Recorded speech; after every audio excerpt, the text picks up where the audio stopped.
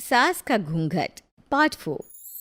अब तक हमने देखा कि देविका के ससुराल के आदमी औरतों को घर के अंदर नहीं आने दे रहे हैं। देविका उन्हें पुलिस में जाने की धमकी देती है, जिससे पूरे गांव में अफरा तफरी मच जाती है। तभी गांव का एक आदमी सरपंच को बुलाकर ले आता है। सरपंच उनके घर के बाहर का नज़ारा देखकर कहते हैं, जोगिंदर जी, ये आपके घर की औरतों ने कैसा हंगामा मचा रखा है। आपका घर तो संस्कारों की मिसाल था, लेकिन ये मैं क्या देख रहा हूँ, आपके घर की किसी औरत ने घूंघट नहीं कर रखा। सरपंच जी, हमारे घर की औरतों को इस देविका ने बहकाया है। हमने पहले ही इन सबको चेतावनी दी थी कि अगर ये घर से बाहर गई तो हम इन्हें घर में नहीं आने देंगे। अब ये देविका हमें धमकी दे रही है कि पुलिस को बुलाएगी। क्या पुलिस? इस गांव का बरसों पुराना इतिहास रहा है। इस गांव में कभी पुलिस नहीं आई।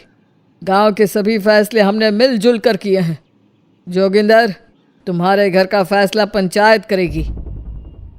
सरपंच जी, आपने ठीक कहा। पंचायत दोनों तरफ की बातें सुने और जो भी फैसला पंचायत करेगी वो हमें मंजूर होगा। तो ठीक है, आज दोपहर को सभी गांव की चौपाल पर इकट्ठा होंगे और वहीं तुम्हारे घर का फैसला होगा। सरपंच वहां से चला जाता है। घर के आदमी घर के अंदर जाकर दरवाज़ा बंद कर लेते हैं और घर की औरतें वहीं घर के बाहर पेड़ के नीचे बैठ जाती हैं। तभी विमला कहती है, देविका बहू, तुम्हें भूख लगी होगी ना? नहीं माँ जी, मुझे भूख नहीं लगी, मैं ठीक हूँ। बहू, तेरा बच्चा छोटा है अभी, तुझे भूखा नहीं रहना चाहिए। वीना, सुजाता, जाओ पास में जो पंडित जी का बाग है ना, वहाँ से कुछ फल तोड़ लाओ। वीना और सुजाता पास के बगीचे से खूब सारे फल तोड़ कर ले आती हैं। सभी औरतें फल खाती हैं। तभी देविका कहती है, आप सब घर से बाहर निकली, घूंघट उतार दिया तो इन मर्दों की इज्जत चली गई, लेकिन हम सब घर के बाहर भूखे प्यासे बैठे हैं। इस बात पर इन अहंकारी मर्दों को शर्म क्यों नहीं आ रही? हाँ देविका, तुम ठीक कह रही हो। अगर हम मर भी जाए ना, तब भी इन मर्दों के लिए इनके बनाए गए नियम कानून ही अहम रहेंगे, हम नहीं। सुजाता भाभी, मुझे तो सबसे ज़्यादा सचिन पर गुस्सा आ रहा है। उसने मुझसे लव मैरिज की थी, क्या क्या वादे किए थे कि मेरा साथ कभी नहीं छोड़ेगा, और आज उसने मेरा साथ छोड़ दिया। अपने बच्चे को एक बार भी नहीं देखा उसने। देविका, वो शुरू से ही ना डरपोक रहा है, लेकिन इन सारी बातों को छोड़ो। मुझे तो इस बात की चिंता हो रही है कि पंचायत में न जाने क्या फैसला होगा। पता नहीं वो इंसाफ करेंगे भी या नहीं। वीना दीदी, आपको अभी भी पंचायत से इंसाफ मिलने की उम्मीद है? अगर इस गांव की पंचायत में सच में इंसाफ करने की भावना होती तो सरपंच जी अभी हमें घर के अंदर जाने देते। देखा नहीं कितना जहर उगल कर गए हैं हमारे खिलाफ। तो बहू, अब हम क्या करेंगे? पंचायत तो हमारे खिलाफ ही फैसला सुनाएगी। पहले तो हम अपनी सारी बातें रखेंगे। अगर ये लोग नहीं माने तो आपको वही करना होगा जो मैं कहूँगी। लेकिन एक बात आप याद रखना, किसी भी सूरत में हम झुकेंगे नहीं, क्योंकि हम सही हैं। देविका सभी औरतों को समझा रही थी। तभी वहाँ एक गांव वाला आता है। आप सभी को पंचायत में बुलाया है। उस गांव वाले की बात सुनकर सभी औरतें पंचायत में पहुँचती हैं। वो देखती हैं कि उस पंचायत में सारा गांव इकट्ठा हो गया है।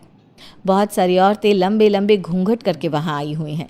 तभी पंचायत की कार्यवाही शुरू की गई और घर के आदमियों से पूछा गया कि वो घर की औरतों को घर में क्यों नहीं रखना चाहते। हमारे घर की औरतें ना तो घूंघट उतारती है और ना ही किसी डॉक्टर से इलाज करवाती है, और हमारे मना करने के बाद भी इन सब ने घर से बाहर कदम रखा, हमसे ऊंची आवाज़ में बात की।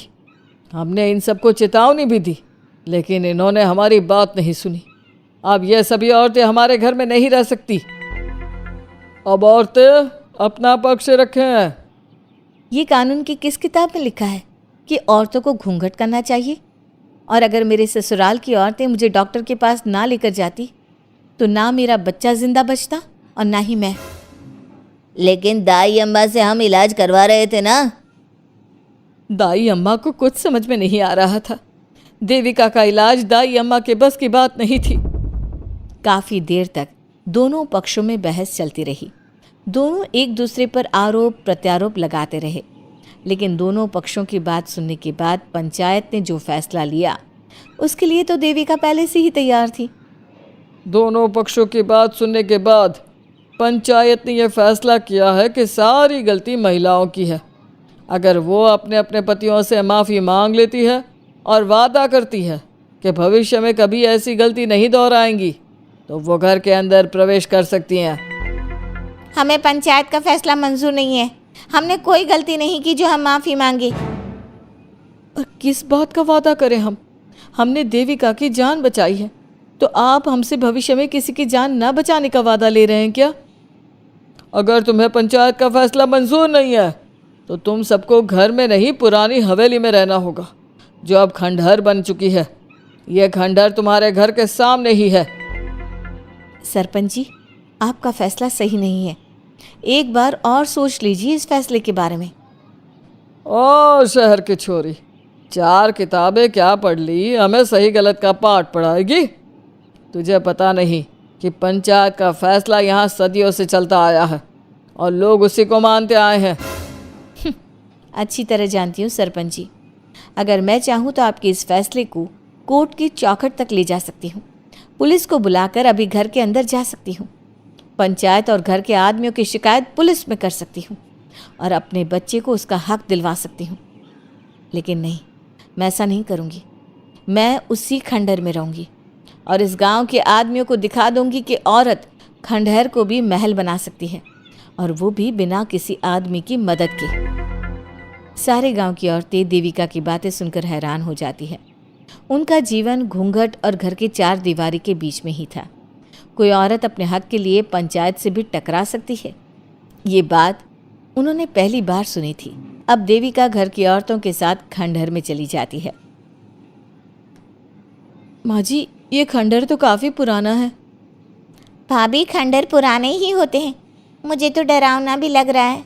मैं डर की वजह से कभी इस खंडहर के आसपास भी नहीं आई, लेकिन मुझे क्या पता था कि एक दिन इसी में रहना पड़ेगा। ये तो टूटा फूटा भी पड़ा है। माँ जी, एक काम करते हैं, ये खंडहर तो काफ़ी बड़ा है, इसलिए एक हिस्से की साफ सफाई करके उसे ही रहने लायक बना देते हैं। बाद में धीरे धीरे पूरा खंडहर ठीक कर लेंगे। हाँ बहू, तुम ठीक कह रही हो। विमला भाभी और मैं इस खंडहर के टूटे हुए हिस्सों पर मिट्टी और ईंटें लगा देते हैं। सुजाता और वीना, तुम साफ सफाई कर लो। सभी औरतें मिलकर खंडहर के एक हिस्से को सुधारना शुरू कर देती है और काफ़ी देर तक मेहनत करने के बाद वो उस हिस्से को काफ़ी हद तक अच्छा कर लेती हैं।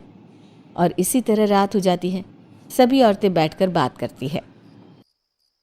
माँ, हमने इस खंडहर को घर तो बना दिया है, लेकिन ये घर चलेगा कैसे?